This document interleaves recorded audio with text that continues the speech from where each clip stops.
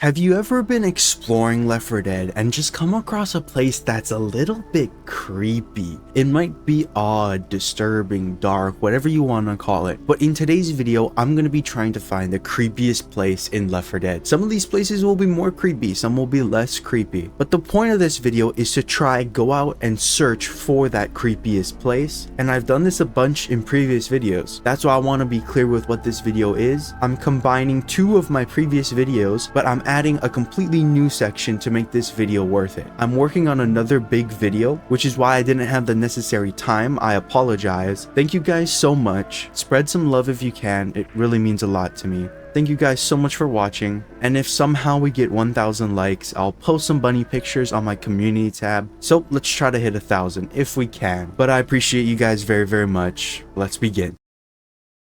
So for the added bonus place in today's video, I bring you to the second map in Coldstream, and this place is a little bit creepy because of what it implies. If you speed up over here, it's actually this upper highway / road area. So everybody knows about this place. This is where the tank spawns. He spawns right behind here. He throws down a rock and a tree. However, there's a few interesting details along this entire road right here that actually stand out to me. The first is this bus, right? Let's get a closer look at this bus. Okay, it has this sigil on it. There's two open doors. The colors are similar to that of Sita's, but to me this kind of looks like a school bus, right? I'm pretty sure that it is actually from Sita, right? Now if it's a school bus, that would low-key be because a bunch of kids, I would assume, would try to be escaping this area. But I'm pretty sure it's a Sita bus, so most likely it's a bunch of people who were trying to evac through this area. There is a big evac down later in the finale of this map, which I assume these cars were trying to get to, or this bus I should say. So I'm pretty sure it's the second option. It's a Sita van. If you follow the road here,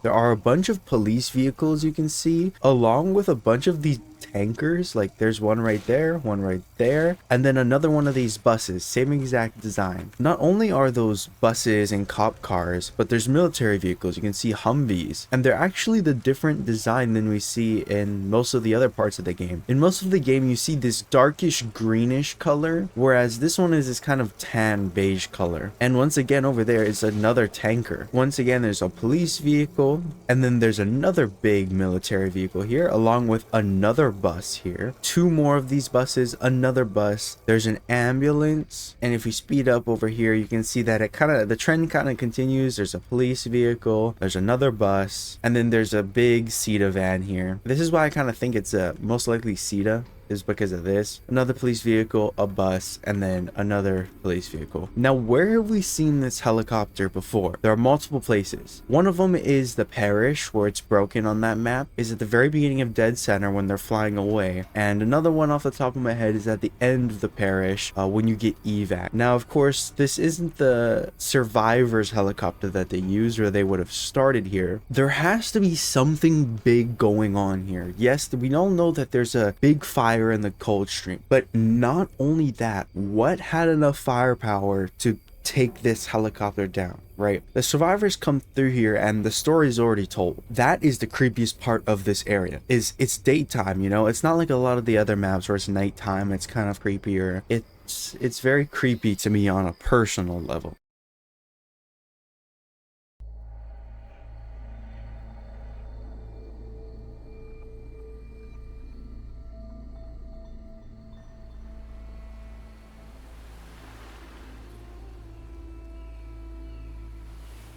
So for the first unremarkable and odd place, I'm gonna bring you to the first map on Coldstream. And if you guys watched my videos, you might have known that I've shown a similar place, or I should say a place closer to this. The reason why I mention this place as unremarkable and odd is because of the little nooks and crannies and little Easter eggs that you can find in this area. If you come up to this shack after you make your way down the bridge and over the river, if you come over here, you can see that there's a lot of assets just strawn up over here. There's a sniper over here that you can pick up, and what's interesting about this spawn is it's only a single sniper. So the sniper doesn't actually stay there allowing for multiple people to pick it up. You can just grab it once. If you look over here, you can actually move these things out of the way, and there's some writing here. It says, "The not-so-survivors were here." This is pretty interesting because I really like when they put small little things like this. Within itself, it's a little Easter egg. It's not that important, but the fact that it's here and that it's so small is what really adds so much to this map. In a world where stuff is mostly created by AI now, it's nice to know that there were once people who put little things like this. And I'm not saying game creators don't do it anymore, it's just getting less and less as time goes on. You can explore this wooded area, and it reminds me something of a Sasquatch video you might have seen not so long ago. But as you make your way into this house, there's a bunch of things just strewn everywhere like in the other place. You can see that there's faint writing on the wall right here that says "No Escape," along with what looks like a Japanese kanji, or maybe it's Chinese kanji. And if you come over here, there's actually a toilet, and if you press E, you can actually open both of these doors, which I find pretty cool, and it seems like they auto close. I've never seen this asset used in any other map, so I thought it was pretty cool to point out. Interesting dirty ass fridge here. And if you come up here, there seems to be a few dead bodies with a bunch of blood and trash on the ground, but over here it seems to be a picture of a family, people who once lived here, and funnily enough it says "Zombies ate my homework, pew pew." These pictures are most likely family members of the developers who made this map, as Coldstream wasn't originally made by Valve, it was made by a separate team that then got added. It adds much needed character to a map that otherwise doesn't have a good standing in the story because, like I said, it is not canon. If you break out of this window, you can jump over here, making your way across this log, allowing you to open a hatch over here. If you make your way by opening this bunker and come down here, like I've said, I've shown this in another video, but there's a bunch of writing you can read. But if you come and you turn this corner, you can see a little interesting note here. Chet was here, with a guy that is presumably Chet. But yeah, like I said, if you've seen my videos before, I've shown this place, so it might be worth it to come through here and check it out yourself. But with that being said, let's move on to the next unremarkable and odd place in Left 4 Dead 2.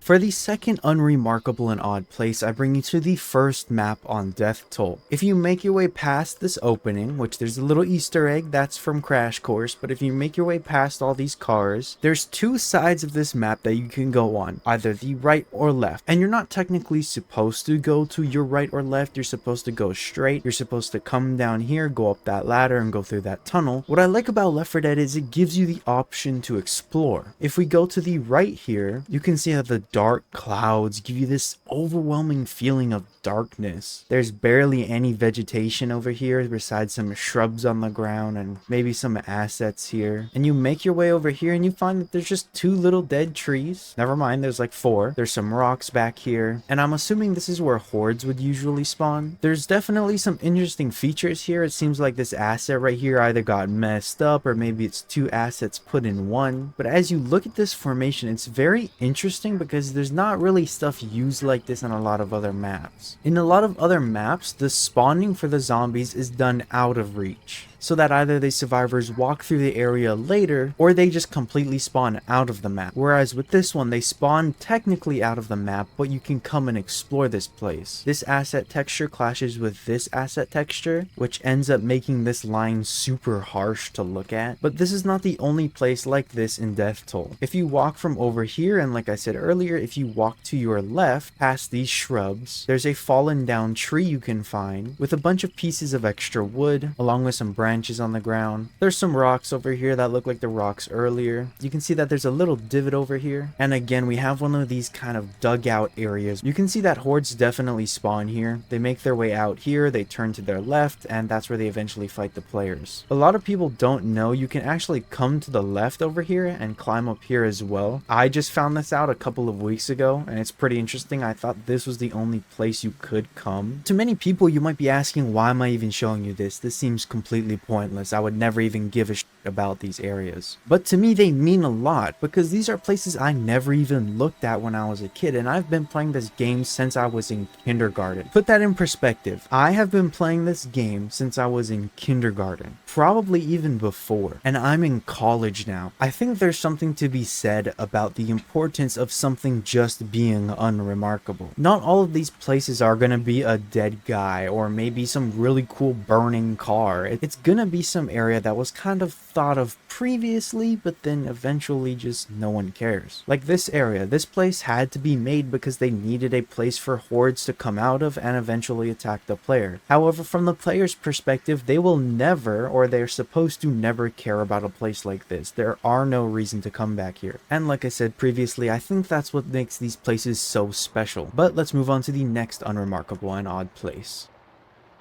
For the next unremarkable and odd place, I bring you to the fourth map on No Mercy, and this area is one of the, if not the most lore receiving or lore giving area in the game. You can learn a lot from just looking into each of these rooms. But before we get into that, let's look over here. There's a bunch of dead bodies, and if you take your time to stop, look, there's a story told here. From the obvious, you could probably tell that this is a cop. They have a baton, they have a badge, they have the whole uniform, and you can actually move their ragdolls, which I find pretty cool. If you come over here, there's another cop. His blood is all over the floor and his body is laid here. He is another ragdoll which you can move. If you come down the hall, there's another dead cop who seems to be either killed outside here and his body pushed against this wall, or maybe he was dragged out from that bed. But even if you go back down these stairs and go to the beginning of the level, there's cops all throughout this hospital. And to me, that's indicative of cops trying to stop the spread. If you read the wiki or may have saw in a previous video of mine, the virus could have originated from No Mercy Hospital, and that would explain why there's a lot of cops here. Because after a while, if you think about it, cops wouldn't be able to go anywhere. So if you see a bunch of dead cops, that's indicative of that's the first place they went to. But like I said about these rooms, if you come in here, you can see some x-rays, and these are all individual assets that were only in No Mercy, so it's pretty cool. You can see there's some more x-rays on the walls. Out here, there's a bunch of dead bodies along with some weapons. There's caution tape put up in between these two areas. And like I said earlier about the virus originating, or maybe the first person being infected is from this area. And now there's multiple rooms that person could have been held in. This is one of the rooms that you could think it is. This is one of the rooms you could think it is. And this is another one, along with all these rooms down here. There's piles and piles of bodies outside these rooms. But if I had to say who was patient zero, it was most likely this guy. So his identity is said right here, NA. We can actually break the glass right here and enter this room.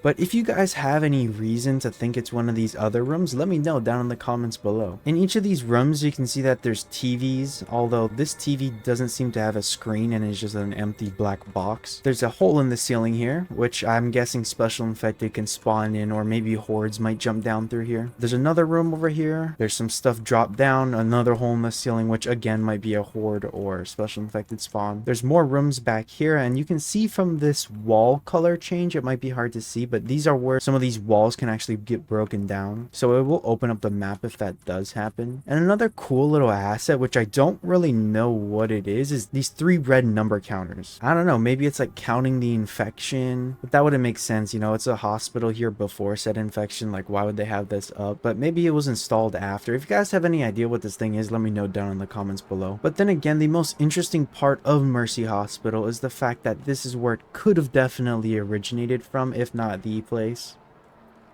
There's a dude's cheeks. Hey, yo, why Bill reaching for it? Alright, but that's enough with this area. Let's move on to the next unremarkable and odd place.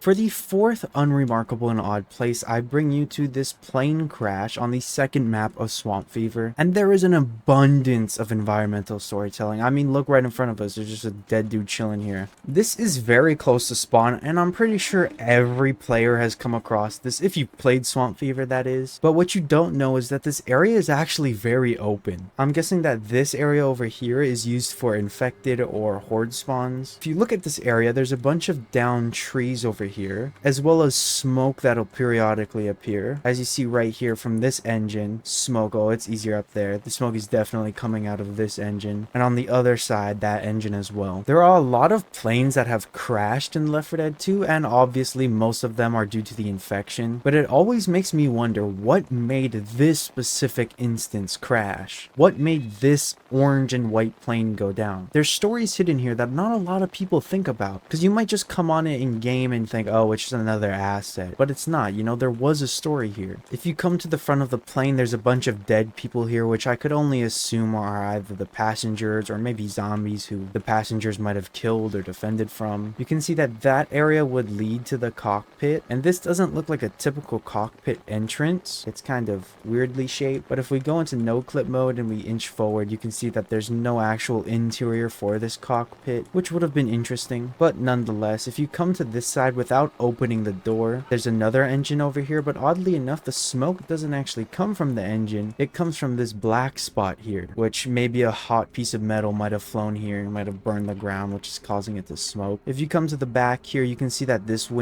back wing is kind of smashed. Tail wing, I should say. This plane is super small. Like, it can't really carry that many people. There's one row, two row, maybe it's a few rows missing here, a bunch of rows here, a bunch of rows here, and that's really it. I mean, there's some chairs here, but the point of this video is to really get you to stop, and the next time you come across a place in Left 4 Dead, really slow it down. Take a look at what you're playing. What is the story? There was weapons here next to some luggage. There's some healing item here. Like I pointed out with that dead guy here, or maybe this chair. There's a story to everything. What if this guy held out for weeks after the plane crash? Most likely it would have been days before eventually succumbing to his fate. Over here, there's more loot. Seems to be a grenade as well as a pitchfork that you can pick up. There's a bunch of clothes here as well as some luggage, and this open area as I pointed out before. But there could be a story within every little asset. You gotta remember, these aren't just bodies. In the world of Left 4 Dead, each one of these people had a life before coming here. These aren't just assets. Now I get, yeah, they are just assets in the gameplay sense, but if you're actually immersing yourself in the world of Left 4 Dead, it's quite sad to think about. But let's move on to the next strange and odd place.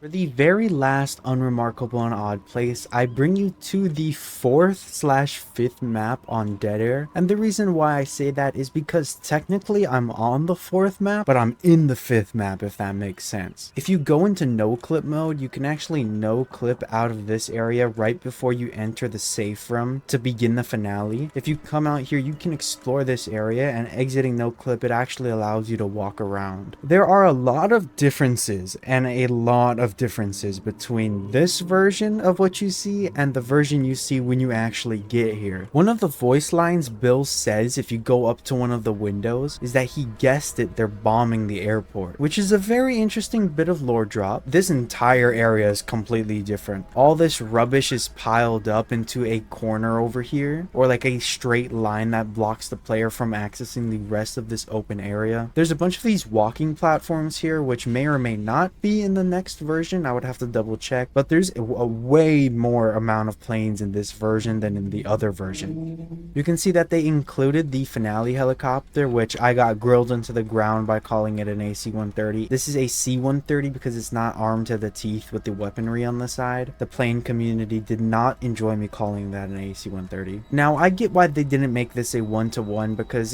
you're not supposed to necessarily access it yet. You're supposed to be able to see it but not interact with it. A bunch of these assets are just in completely different areas. Some of it is same. Like, I believe that's maybe this is here. This doesn't look right though. Again, I would have to double check. That head might be gone. There's an armored truck right here, or an armored car, whatever you want to call it, that you're able to climb on here. That's just not here. And there's something about the wind, the sky, the clouds, the moon, and this area that just makes me feel so decrepit. There's more broken planes as we make our way out here. And like I said, there's a bunch of these walking platforms. And the fact that this place is so unremarkable is what makes it so cool to me. You know, when I was playing on my console, I could never experience stuff like this. Well, because one, I was a pretty dumb kid. I didn't know how console commands worked or stuff like that. But let me know, could you access console commands on the console version of the game, like the Xbox 360 version of Left 4 Dead? Because I don't know if you'd be able to. Most of these you can actually just walk straight through, as they're not actual assets. I mean, they are, but they're not solid, I should say. And like I've said many times throughout this video, next time you go through a place, really stop and look. Maybe you could do what I do, go out of your way, look at places like this, where it seems like some of it is solid, some of it isn't. There's engines, a lot of the same assets just reused, but it's the fact that it's just so big, open, and there's like nothing here. Like, it's almost completely unrecognizable, and it's very much brighter. Let's just say it's a lot brighter than the other version. And a cool little Easter egg or like fact is you can actually jump onto that plane, jump over here, get on top of this, and walk up here on this platform. It's interesting because you can't continue to walk over here. There is a gate here, but it's like completely blocked off. But on this side, there is no door here. It's just a wall. I mean, I'm kind of nitpicking it at this point. And if you come out here, it's kind of hard to make out. But if you look on top here, you can kind of get a glimpse of it. If I go like this, a plane just straight up crashed into the airport. And I guess bombing all modes of transportation, or I should say major modes of transportation, really works, because people would just be flooding to the airport in a scenario like this.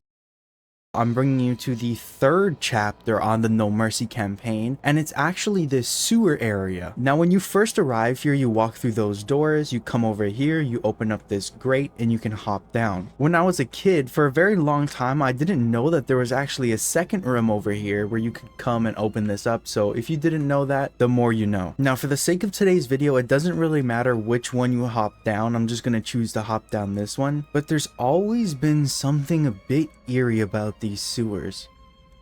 When you hop down here, the music stops. It sort of becomes foggy. Nothing really plays. And as you explore the area, you come across these tunnels, which these tunnels are barely lit. There's a lot of dead ends that are used for more like verses, but in my mind, it's sort of creepy, right? I mean, you come down here, there's trash everywhere. You don't really know what's lurking around. There could be an infected around any corner. And as a kid, this is the stuff that really scared me to my core. Because I mean, when you're young, you're in your youth, you don't really understand a lot of things, especially about video games. And over here, there seems to be a survivor with an ammo pile and a sniper rifle, which seems that it could be random. But we all know Valve has super good environmental storytelling, so you can make up whatever you want about this situation. There's a lot of dark rooms.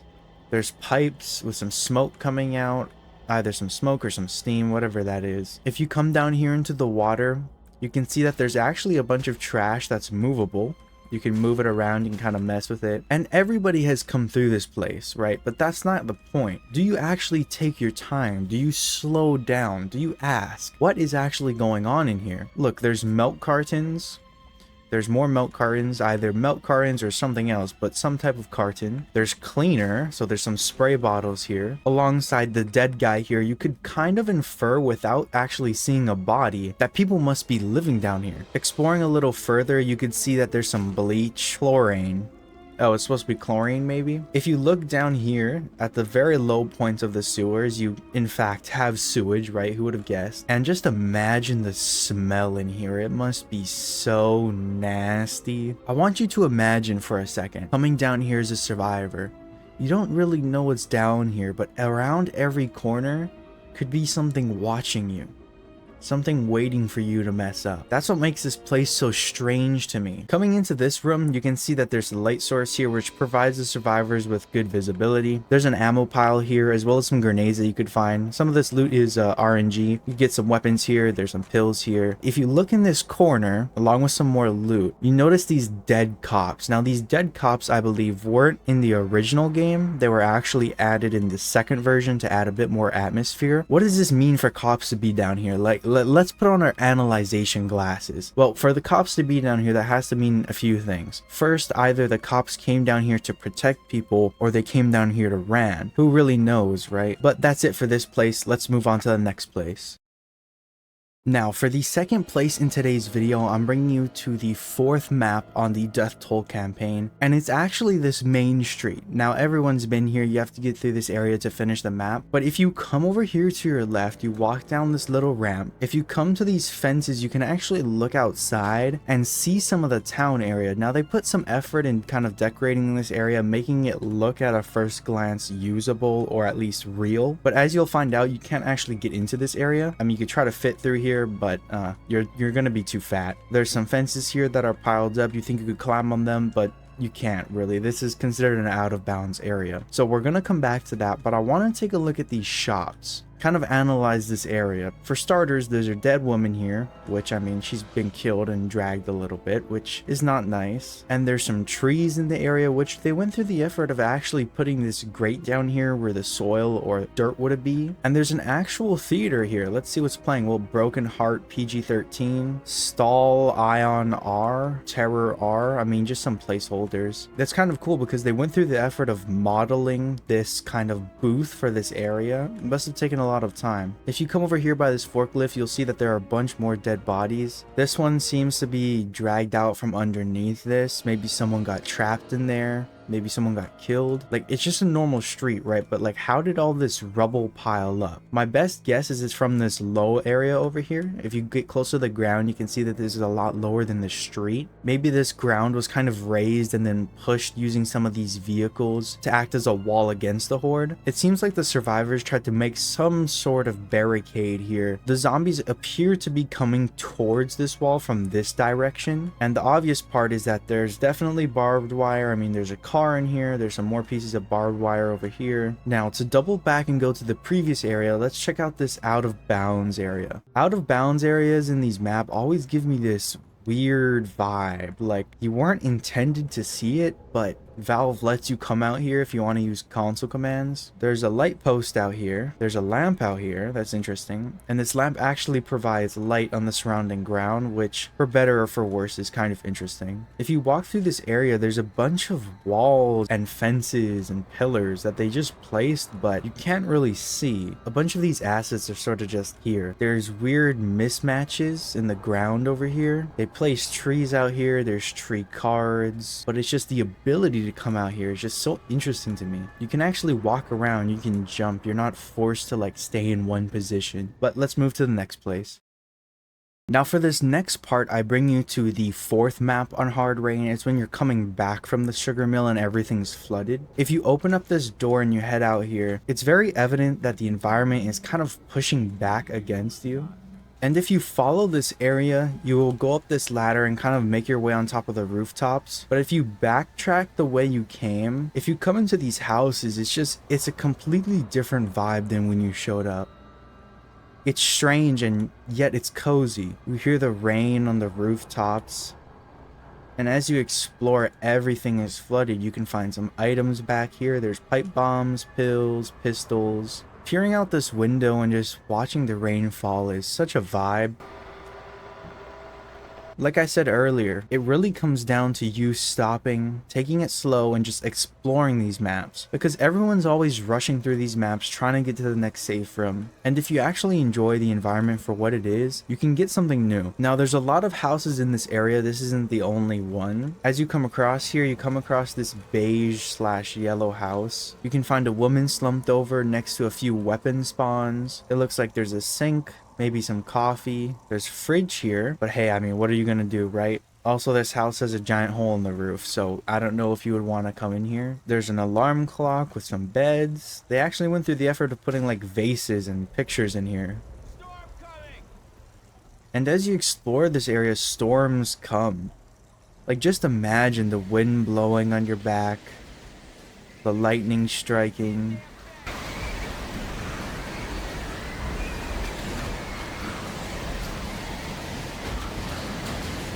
And as you seek shelter, it all sort of stops, and you can look outside and you can kind of just enjoy the view. And it just doesn't have the vibe when you first come through this area when it isn't raining. You can get on top of the roofs here, you kind of explore the nearby areas.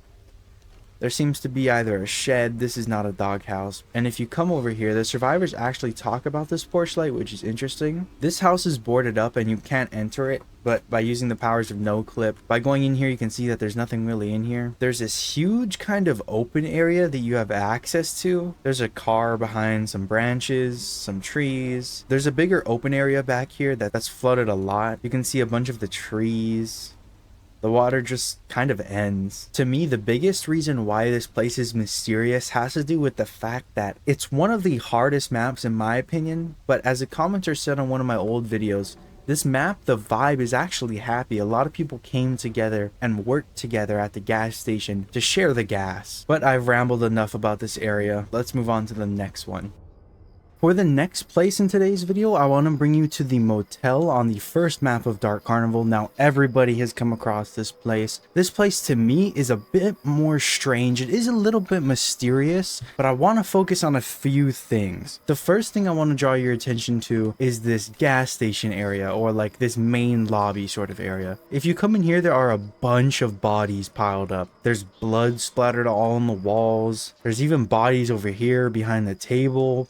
There's a chainsaw here, and someone was ripped in half and then dragged out here. There's some seats, there's some trash on the floor, there's a register, there's some files. There's a lot of items that can spawn in this area. Keep this in mind, just how populated this one room is. If you go to this room, you can see that there's a weird texture there. Like, I don't really see that texture anywhere else. There's ammo pile on the table, and if you come into this room, there's not really that much else. It's sort of just like a supply area. There's an old style computer. Now, a bunch of these rooms are the same, so I'm gonna kind of speed through it, but there's two beds here with a shot here. There's a TV here, and again, the loot is RNG. There's a bathtub, obviously, with a sink and a toilet. If you come over here, there's ice, there's cold drinks, there's a vending machine that seems to be empty, and there's even a little flamingo guy that you can punch. If you come upstairs, if you look into all these rooms, again, keep your eye on just how empty it is. There's a bed here, there's some pills, bathroom, don't really see anybody. If we come out of this room, this one's boarded up. This one is pretty much the same thing. Same thing here, same thing here, same thing here, same thing here. Same thing all across all these rooms, right? You're gonna have to jump through here, go through this wall, and you do see one dead person. There is one dead guy there. But you can come through this. That room's closed up. That is closed. But I want you to keep in mind just how little bodies there are. I think there's just that one girl up there. And if you come over here to this little like secret room, there's a bunch of bodies here. There's camping supplies along with a bunch of bodies. Now, what do I think happened? I think this lady was probably camping out in this room where these already infected individuals bursted through her wall, and she had to end up defending herself. But either she killed all of them and then she died, or, you know, she died and then somebody else shot these people. But whatever the case, it looks like she crawled away, but she didn't end up making it. This is one of the ladies I think you can find on No Mercy too. Now, if you're a keen-eyed viewer, or you've played this map before, you might have noticed this area. Now, there's a few strange things about this area, right? First of all, there are a bunch of dead people with tarps over them. Maybe early on in the infection, people thought, hey, maybe they're savable, so they just put tarps over them or something. Or maybe just out of respect. But the reason why I think people held out in this motel area for a long time is because of these dead bodies. This is the third place that has a bunch of bodies. Now, the strange thing about this is that they're all burned. And you can actually find a gas can hidden amongst the bodies that you can pick up and throw. In the area, you can see that there are a bunch of other gas cans. There are more piles of bodies here. You can even see that there's smoke, right? So these bodies were actually burned really recently. We all know Left 4 Dead and the events that take place happen very quickly to when you play through it. But I think the survivors either just rounded up their dead and burned them, or maybe they just let a bunch of infected down here that were alive and then burned them. But I don't really have an explanation for this. But this is by far the strangest thing in this motel area. But let me know what you guys think happened here. Let's move on to the next place.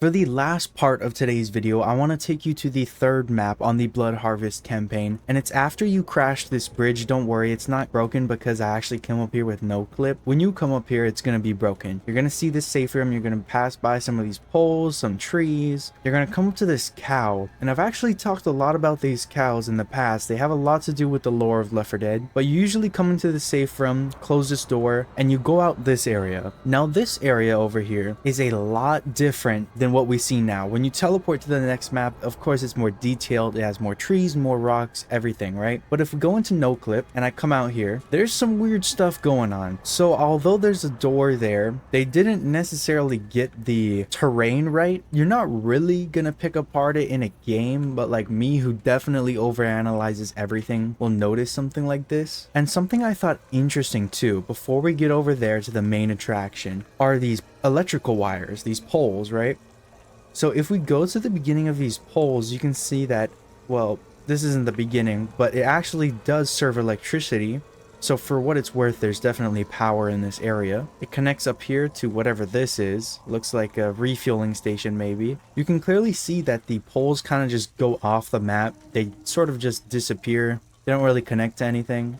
But if we follow it back, you can see that these connect across the whole map, and it's really cool that they sort of added this feature. It adds some of that continuity, like consistency sort of thing. And as we explore more, if I drop back down, you can see that they went through the effort of placing rocks and everything, which I gotta compare this to the next map. I don't know if this is 100% accurate. I know the terrain is a lot different, but here is the barn. Now, this barn is a lot different from the barn you come across. For starters, it has no back face, which is interesting, and it serves only as a little tiny set piece that you can view through the safe room door, which is why you can only see this part. And if you come back here, you can barely see it. The fog obscures it just enough not to be too important, but to like kind of say, hey, there's a barn up ahead. If we walk over here where the survivors would come to continue, you can see that there looks like there's like this black void. I don't know what this is, but it's like it looks like some darkness like coming onto the map. I don't know, so I know it's probably nothing. It might just be with the light source, but it does just feel strange, right? Like it feels out of place. Over here, there's some cliffs, and it's so barren. I know they don't expect you to come out here, but being able to explore it, it just feels wrong. Over here you can see some more tree cards, and if I enter no clip, there is more terrain back here with a bunch of grass. I'm guessing that the grass placement is tied to the terrain. Either that or they placed it manually, because there would be grass over here if it was tied to the terrain. I'm guessing they manually placed grass back here, which is interesting. And looking at the sky, Blood Harvest has this very weird pinkish orangish kind of skybox. But I mean, you could come here and analyze this for hours. I mean, Lord knows I have, but like, you know, being able to see stuff you're not supposed to see. But thank you guys so much for watching. If you enjoyed, please make sure to leave a like on today's video. It goes a long way. But thank you guys so much for watching. If you enjoyed, please leave a like on today's video. If we hit 1,000, I'll post those 2 bunny pictures. Leave a comment. What places would you like me to check out? Did I get anything wrong? Please let me know. I love responding to you guys. Thank you so much for clicking on today's video. I really appreciate it. Have a nice rest of your day. Peace out.